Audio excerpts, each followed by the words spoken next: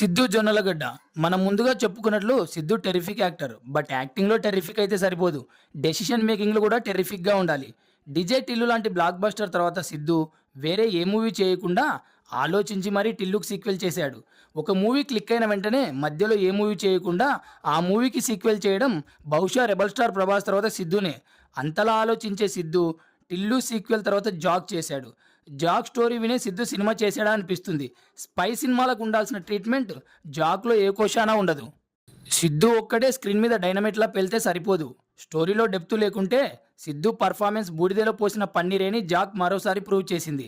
క్యారెక్టరైజేషన్‌తో సినిమాని నిలబెట్టగల స్టామినా సిద్ధుకు ఉన్నా, బట్ ఆ క్యారెక్టరైజేషన్‌కి పిల్లర్‌గా నిలిచే కంటెంట్ ఉండాలి.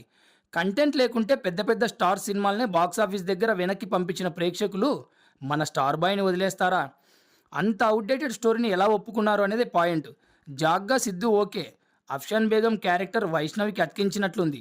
సిద్ధు కెరీర్ 'టిల్లు'కి బ్రాండ్ అంబాసిడర్‌గా పరిమితం అవ్వకుండా ఉండాలి అంటే సిద్ధు డెసిషన్స్ కూడా టెర్రిఫిక్‌గానే ఉండాలి.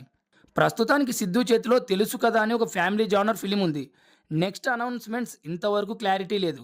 సిద్ధు తనను తాను చెక్కుకున్న శిల్పం. కాంబినేషన్స్ ఊబిలో చిక్కుకుంటే మాత్రం సిద్ధు 'డీజే టిల్లు'గా మిగిలిపోవాల్సిందే అనడంలో ఎలాంటి సందేహం లేదు. టిల్లు తర్వాత సిద్ధు తన మూవీస్ విషయంలో చాలా జాగ్రత్తగా డీల్ చేస్తున్నాడని ఇండస్ట్రీ వర్గాలంటాయి.